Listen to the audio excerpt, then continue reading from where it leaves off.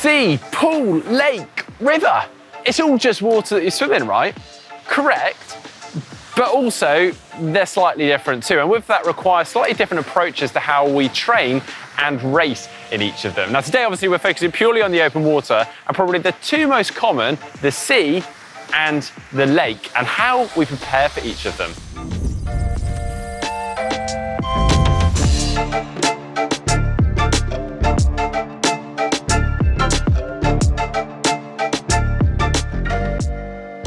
Now, if you regularly swim in both already, then you're going to know exactly what we're talking about here. But if you're relatively new to this, or you solely swim in one versus the other, then you might be scratching your head and wondering, what is the difference? What are we talking about here?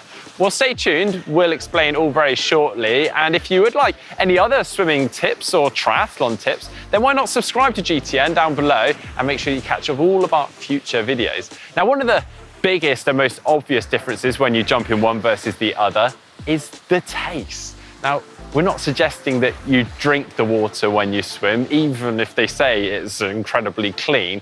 But obviously, the seawater is salty. And should you even just take on a few mouthfuls of that, it's probably going to make you feel rather unwell. And if you stay tuned, some of our later tips will hopefully prevent any accidental swallowing of the water.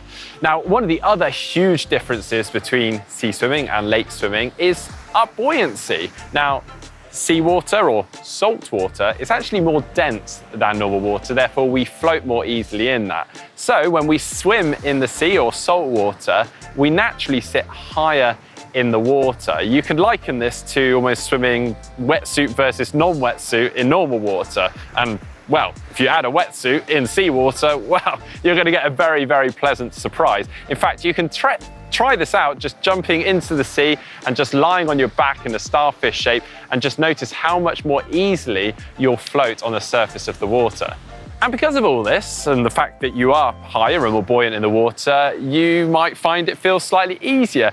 And therefore, you can actually also subtly reduce your leg kick a bit more when swimming in the sea, because you are higher and you can relax a little bit more. So right now, sea swimming, it's looking pretty good, isn't it? It's probably a little bit ahead of lake swimming.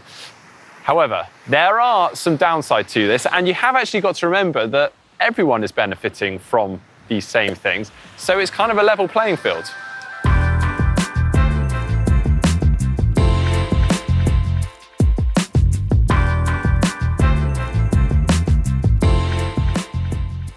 So let's talk waves. Now, before you jump in here, I'm actually going to beat you to it. Yes, I know that some lakes can actually have waves. In fact, they can get very choppy. And some big lakes in windy areas have actually been known to have swims cancelled due to the amount of chop or the waves. But on the whole, I would say that the sea has more powerful waves. Now, if you are planning to do a sea swim or an event with a sea swim, then I would thoroughly recommend that you get in and swim in some choppy or wavy conditions, ideally, obviously, in the sea. Now, there's kind of two main types of waves you might expect. This is very unscientific, but you've got kind of choppy, all over the place kind of waves. And then you've got those bigger rolling waves. Now, personally, I actually find the choppy, all over the place kind of stuff a lot harder to swim through, because it's very disruptive to your stroke, and because it is all over the place, it's very hard to time things. Whereas the bigger rolling waves and even the very powerful waves, I find whilst you do have to change the timing and the rhythm of your stroke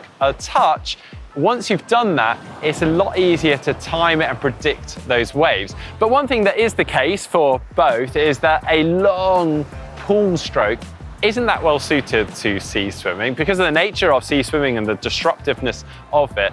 If you lose your pull or catch with this nice long pool stroke, it's a long time until the next one comes round. So you want to look at increasing your stroke rate slightly. In fact, you don't really need to worry too much about how that recovery looks either. Just increasing that stroke rate so that should a pull or a catch be disrupted, you know that you've got another stroke coming round nice and quickly.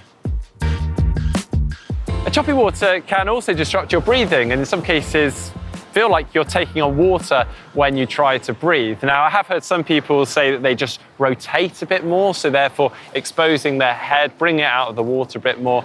that could work well for you, but obviously my worry with that is you're starting to disrupt your technique and your stroke a bit. So something that I've done in the past is actually just breathe a little bit more into my armpits, therefore just sort of sheltering my mouth a bit more as I'm battering on through the chop. That's enough of the chop. What about these rolling waves? Well, they can seem really intimidating, but if you actually learn to relax, and as I said before, just sort of readjust the rhythm and timing of your stroke and then dive down through the waves, can actually be a lot easier, and actually I find it a lot of fun. Now, of course, when you do go into the sea, the angle and the marking and the layout of the course can actually have a big determination on how you swim and attack that course. We have actually got a video on our channel already regarding swimming through waves, so it's just checking that out. And as I said earlier, why not subscribe whilst you're at it? But in essence, make sure you check out that course and then plan how you attack that swim.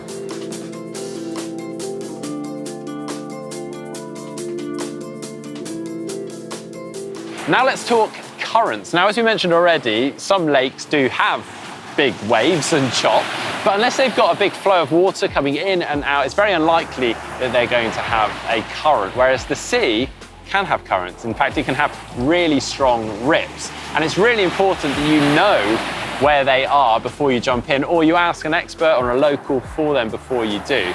Now, from a performance perspective, you might want to use them to your advantage. So rather than trying to battle through this current and go in the wrong direction ultimately, by knowing it beforehand, you can plan your route accordingly and work with that, and therefore take the more efficient line and perhaps even swim a bit faster. And then sighting. Now, there's a couple of big differences here. Obviously, in a lake, you can normally see land or the edge the entire way around, unless it's a huge lake, of course. And therefore, you might be able to use something that's on land to sight rather than the buoy, because it's bigger and easier to spot when you're sighting and quickly glancing up. Whereas in the sea, if you're swimming out towards the horizon, there's nothing. Well, there might be a few boats, but I wouldn't recommend sighting them unless you know they are absolutely, definitely stationary and anchored down, like on courses like Kona. Now, also to add to that, in the sea, you've got the chop and the waves that can make it really hard to sight those buoys. So then it comes back to that timing that we were talking about earlier. You might want to start to time the stroke so that when you crest the waves, you take a sight so that you can see the buoy before plowing back and down. Another big difference may be the entries and exits between sea swimming and lake swimming. Now, more often than not, lake swimming will start you in the water with a deep water start, whereas sea swimming, quite often, if they can, they'll start you on land with a run into the water. If they do start you on land with a lake swim, quite often you'll find it'll be a quick drop off and you can start swimming very quickly. With sea swimming, sometimes you'll find you have quite a long, gradual run in, meaning you can't start swimming straight away, or if you do try to, you'll be scraping the ground beneath you. So in which case, you might want to start doing what I call butterfly dives. So you dive forwards, put your hands down on the ground, feet down, push off, dive forwards again. And do that a few times until you can start swimming. Just when it's too deep for you to run, but too shallow for you to start swimming. It requires quite a lot of energy, but you can find you can make quite a lot of ground on everyone else. And then, of course, the exit will be reversed. You just need to gauge that depth as you're coming in, and then it is literally the reverse as you start to butterfly dive until you feel that you can stand up and start running in.